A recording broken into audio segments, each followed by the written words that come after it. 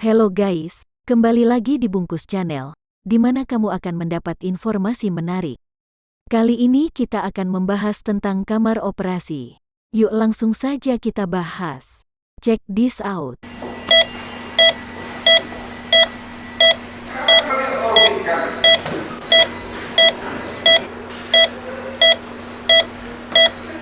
Assalamualaikum warahmatullahi wabarakatuh.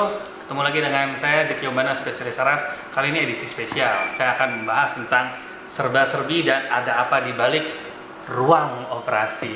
Bersama bareng gua nih ada teman Dr. Abrar Arham, spesialis bedah saraf. Dokter saraf, bedah saraf. Saudara iri. Oke. Brar, kita mau bahas nih.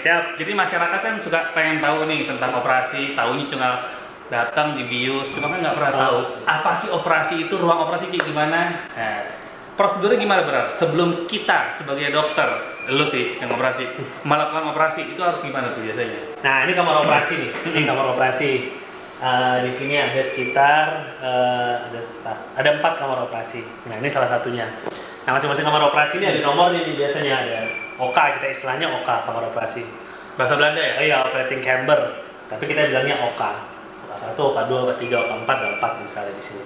Nah, sebelum masuk ke kamar operasi ini, yang pertama banget yang harus diperhatikan adalah sterilitas. Karena di ruang operasi ini segala sesuatunya harus steril. Termasuk udaranya, termasuk peralatan-peralatannya. Nah, seperti contoh nih, lampu. Di atasnya ada atap nih, lihat ya, ada atap, ada bolong-bolongan. Nah, itu penyaring udara tuh. Bukan seorang tawon nih ya? Bukan. Nah, itu AC kita nggak bisa pakai AC biasa. AC-nya, udara dinginnya harus disaring dengan filter khusus sehingga partikel yang masuk ke sini benar-benar di reduce banget, sehingga nanti kan kepala pasien, misalnya kita operasi kepala. Nah, operasi kepala, nah daerah ini harus benar-benar sangat steril. Tuh. Ini ngobrol-ngomong, ini lampunya terang banget nih. Lampu terang. Terang banget. Kita harus ada, biasanya ada 2 lampu. Satu supaya pertama lapangan operasinya terang. Sini. Kemudian ada cadangan, kalau misalnya salah satu juga mati juga ini jadi backup. Ada lagi. Gitu. Oke. Kalau sebelum operasi berarti si dokter ini juga mesti harus cuci tangan dong. Betul. Nah, gimana cuci tangan? Ini cuci tangan adalah yang paling penting. Ya. Cuci tangannya bukan cuci tangan sembarangan ya. Kita lihat kita cuci tangan. lihat. Oke, kita ada di tempat cuci tangannya, bukan wastafel ya. Sebelum operasi, bukan di restoran cepat saji nih. universal precaution, semua harus cuci tangan. Nah, waktu cuci tangan supaya nanti baju kita nggak basah, pakai apron kayak orang motor gini. Kayak orang mau masak. Ya, kayak masak supaya baju kita nggak basah. Kemudian kalau lagi operasi nanti ada perdarahan, darahnya nggak nempel ke badan. Kemudian cuci tangan. Nah, sekarang Biar kelihatan gue sebelah sini. Ini kita punya sikat yang sekali pakai langsung dibuang. Kemudian khusus di tempat cuci tangan operasi itu semua digerakkan tidak melalui tangan, karena tangan setelah steril tidak boleh menyentuh apapun. Jadi digerakkan pakai kaki, jadi bukan kita nendang-nendang ngomong gitu. Awal-awal saya pikirnya orang lagi ngamuk. Nah, kemudian tangan, kalau cuci tangan maka bagian tangan ini harus berada di posisi yang paling tinggi, siku bagian yang paling bawah supaya air mengalir ke bawah. Daerah tangan terjaga sterilnya. Nah,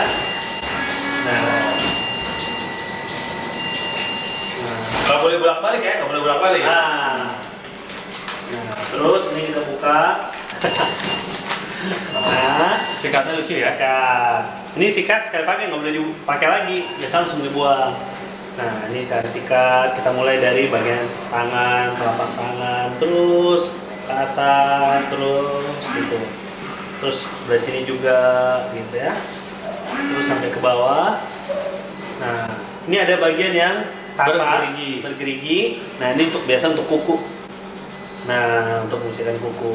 Kita lakukan ini kurang lebih untuk waktu 10 menit atau 3 kali diulang. 5 sampai 10 menit. Gitu. Nah, sampai bersih. Nih kita kalau udah begini nggak boleh cuci muka ya. Ya, Nggak boleh cuci muka. Kali biar seger operasi cuci muka lu. Ya. Muka kan kita kotor. kontaminasi lagi. Setelah ini kita cuci tangan nggak boleh ke bawah, harus tangan bersih begini terus nih, supaya dia airnya mengalir ke bawah. Kalau kita ke bawah gini, terus air ini akan mengalir ke atas lagi. Maka kita harus menjaga seperti ini, dan selalu pintu kamar operasi ini biasanya dibikin satu arah, sehingga kita bisa berdilakukan pakai punggung begini, tidak menyentuh apapun. Lalu kita ke dalam, kemudian mulai memakai gaun steril untuk operasi. Oke, Bro, ini kan tadi kita belajar cuci tangan. Siap. Jadi teman-teman udah pada tahu cara cuci tangan itu ada sendiri. Ya. Sekarang ini Opa segitu banyak nih alat-alat. Kira-kira apa yang mesti orang tahu dulu nih? Ini alat apa, ini alat apa? Ada apa? Oke.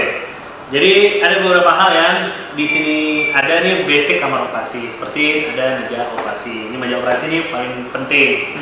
Meja ini punya spesifikasi khusus, dia bisa naik, turun secara elektrik, Miring, bisa ya. miring kiri, miring kanan, kemudian jungkit begitu. Ini meja operasi. Kemudian, nah ini yang paling penting juga, ini adalah mesin anestesi. Mesin ini yang memantau dan mengalirkan zat-zat anestesi sehingga membuat pasien tertidur, tidak merasakan sakit sepanjang operasi. Nah, mesin-mesin anestesi yang sekarang udah computerized dan bisa mengatur sedemikian akurat gas-gas anestesi yang diberikan, kemudian berapa jumlah oksigen yang masuk dan sebagainya bisa dipantau melalui mesin anestesi ini. Jadi teman-teman bayangin ya, kalau sampai ternyata mesin ini nggak ada nih, Nah, itu bayangin, sakit bayangin Benar. ya.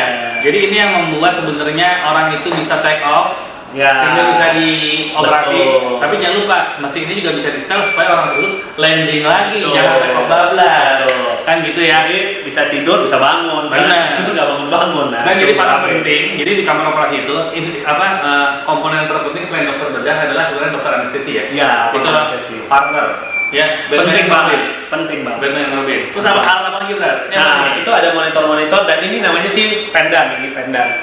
Pendan ini, nah, ini namanya bahasa kerennya pendan, tapi kasarnya ini rak sih sebenarnya. Rak ya. Iya. Kalau buat tidur orang nakas. Iya.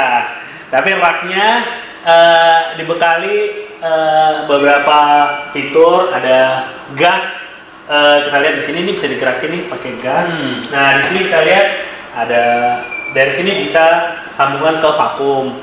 Ya, alat penghisap misalnya kalau kita lagi operasi menghisap cairan-cairan yang waktu operasi pakai sini. Ada listrik dan untuk menaruh monitor. Nah, monitor ini penting karena dari monitor ini kita lihat denyut jantung, kemudian kita lihat EKG ya, irama jantung sepanjang operasi.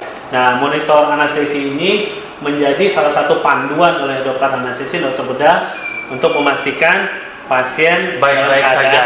aman dan stabil. Kenapa ini perlu? Karena pasien ini dibius, nggak Pasien. bisa jerit sakit. Kalau tahu sakit dari mana? Dari sini. Dari sini. Biasa tensinya naik, nadinya naik, itu berarti dia kesakitan. Berarti mungkin obat anestesinya perlu ditambah. Tambah. Dan bisa diajak ngomong kan pasiennya, Bu, sakit nggak? Kan udah Nggak bisa. kebius. Jadi nggak detect semua dari sini. Ya. Kalau ini alat apa, Bro? Ini endoskop. Endoskop itu adalah teropong. Kalau sekarang kita kan eranya fiber optik. Jadi dengan lubang atau akses yang kecil, kita bisa melihat isi kepala, isi daerah tulang belakang kalau di sini, atau dokter digestif melihat perut dan sebagainya melalui teropong ini. Nanti teropong ini dihubungkan dengan monitor ini, maka tampilan yang ada di ujung teropongnya akan ada di layar. Jadi ini bisa masuk ke dalam semua lubang dalam tubuh kita, betul? Boleh ya. Bisa dimasukin dari mulut, bisa dimasukin telinga, bisa dimasukin dari hidung, dan Tinggal beda diameternya aja kita. Betul. Oke. Ya. Betul. Ini termasuk dalam teknik operasi laparoskopi bisa pakai ini. Laparoskopi prinsipnya sama, Prinsipnya menggunakan fiber optik. Oke. Jadi laparoskopi buat review sedikit adalah tindakan operasi yang dengan luka minimal, cuman nanti dia bisa kelihatan gede karena apa? Dimasukin alat fiber optik tadi. Betul. Pandangannya luas. Jadi membantu kita melihat dia melalui rongga yang kecil. Berat. Sekarang kan sering banyak orang tuh masalah operasi tuh momok banget. Ya. Contoh gini, gua punya pasien ternyata ada tumor otak. Gua minta supaya ibu ini dioperasi lah pilihan terbaik karena kalau nggak ntar gimana. Tapi terkadang, bukan terkadang, ini kenyataannya banyak orang yang akhirnya memilih jalur alternatif, Betul. kooperatif. Betul. Karena mereka berpikir, nggak mau ntar dibelek, takut. Nah itu kan, emang sebenarnya bahaya nggak sih? Gue tahu jawabannya enggak. Jadi sebenarnya gini, seiring dengan perkembangan teknologi kedokteran, sekarang operasi di bidang yang kita dalami ya, kita sehari-hari itu operasi bedah saraf itu udah jauh lebih aman karena seiring teknologi-teknologi kedokteran, kemudian ya seperti mikroskop, seperti neuronavigasi, seperti presisi imaging dengan MRI, sehingga persiapan dan perencanaan operasi itu menjadi lebih matang, lebih mantap, sehingga dengan seleksi kasus yang tepat, maka operasi bedah saraf itu sangat aman. Sangat aman ya. Jadi teman-teman nggak usah berpikir, oh ntar palanya dibelek, ntar gitu. Nggak usah dipikirin. Sama kayak kita punya mobil nih, punya kendaraan, taruh ke bengkel cuma bilang, Pak ini harus diganti, udah diganti. Nggak usah mikir caranya gimana. Pokoknya serahkan pada yang ahlinya, intinya begitu. Benar. Ya kan? Jadi nggak perlu takut lagi ya kalau misalnya kayak gini. Benar. Nggak ada masalah. Jadi buat teman-teman yang memang punya ketakutan tentang operasi apapun, bukan bedah saraf aja, percayakan pada ahlinya. Karena bagaimanapun juga, kalau sesuatu dipercayakan kepada bukan ahlinya akan muncul kebinasaan. Itu hadis. Jadi memang perlu komunikasi dengan sejawat dokter yang menjadi dokternya si pasien, komunikasikan. Walaupun memang dalam dunia kedokteran itu pasti tidak kan 100% ya. Benar. Yang kita alami kan tidak ada yang 100%. Tapi yang penting prosedurnya tepat. Tapi dengan persiapan, perencanaan, kemudian dengan peralatan-peralatan yang ada sekarang, operasi itu jauh lebih aman daripada tahun-tahun sebelumnya. Oke, satu lagi pertanyaan gue. Ini banyak masyarakat yang selalu bilang ini, dok saya nggak mau dioperasi ya, saya udah tua. Ya.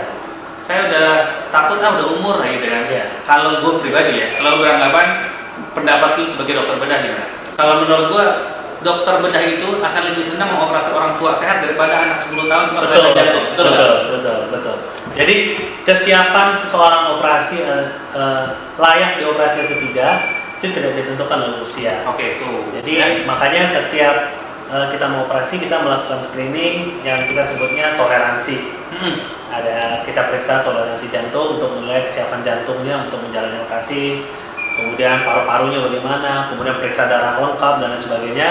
Nah, hasil kalkulasi dari semua pertimbangan-pertimbangan ini akan keluar derajat resiko operasi yang di dalam anestesi dibilang asal. Jadi ntar tahu tuh obatnya pakai apa, operasinya jenis tipenya apa, dosisnya seperti apa. Pokoknya tenang, insya Allah aman, ya kan? Jadi umur tidak menentukan berapa bahayanya operasi tersebut. Tidak semudah itu, Ferguson. Seperti Dr. Ziki bilang, belum tentu juga operasi yang muda, usia muda lebih aman dibanding usia tua. Karena kalau usia tua dengan tubuh yang sehat, dengan nggak masalah jantung yang bagus itu aman sih operasi. Karena seperti di sini beberapa kali kita operasi usia di atas 80 tahun, tapi dengan kondisi jantung dan paru-paru yang baik dan kondisi kesehatan baik sih hasilnya oke. Good, oke. Jadi dia teman-teman ya nggak perlu takut tentang operasi, semua harus tanyakan juga detail pada dokter yang menangani teman-teman. Resiko seperti apa, terus kenapa harus dioperasi, komunikasi adalah intinya. Dan kita udah lihat beberapa alat-alat di kamar operasi dan prosedur sebelum operasi ngapain aja. Betul. Semoga vlog ini bermanfaat. Ntar saya akan kasih lihat beberapa alat lagi. Oke, assalamualaikum warahmatullahi wabarakatuh. Sip.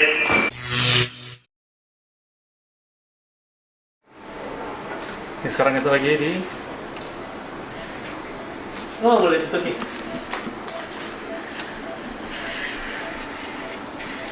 Langsung mulai nih, Staf. Ini kamar operasi ya. Ini lagi, ini Dokter Adi nih. Ya, ini lagi operasi. Lagi operasi apa nih di? Oh, Ini ada tumor. Oke. Gua nggak akan nunjukin tumornya, enggak. Cuman ini adalah alat mikroskop ya. antara cerebellum sama brainstem. Jadi ini lagi operasi antara batang otak sama otak kecil menggunakan mikroskop. Betul, ini alat yang dipakai mikroskopnya besar ya, jangan membayangkan mikroskop yang kecil. Jangan bayangin kayak mikroskop apa namanya? Mikroskop praktikum, praktikum SMA ya. ya. Ini mikroskopnya cukup besar. Kemudian ini adalah bor yang dipakai untuk membuka tulang kepala. Ini bornya. Cukup canggih, jadi sehingga membuka kepala pada operasi craniotomy itu sekarang jauh lebih aman. Nah, itu instrumen-instrumen yang dipakai. Ini instrumen-instrumen yang dipakai sepanjang operasi. Kemudian itu mesin anestesi tadi yang kita lihat lagi dalam keadaan operasional begitu. Nah itu denyut jantung dimonitor, kemudian tekanan darah, denyut nadi semua itu dipantau full sepanjang operasi. Nah ini akan memberikan data-data apakah kondisi pasien stabil atau tidak. Nah ini obat-obatan yang dipakai dalam proses pemeriksaan.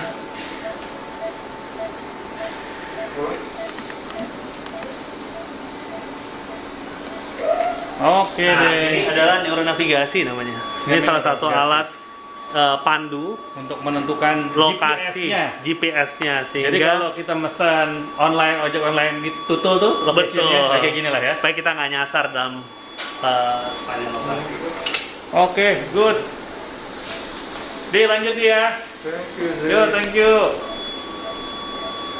Nah, ini adalah ruang pemulihan. Biasanya kalau operasi tidak berlangsung terlalu lama dan pasien langsung sadar, biasanya pemantauan pasiennya dilakukan di sini kira-kira 30 menit sampai 1 jam. Dan setelah kondisi pasien dipastikan stabil di sini, kemungkinan pasien bisa langsung dikembalikan ke ruang rawat biasa.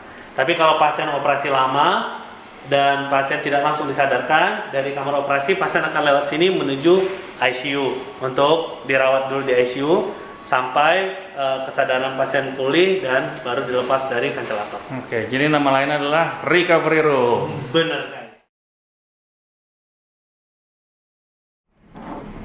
Rapor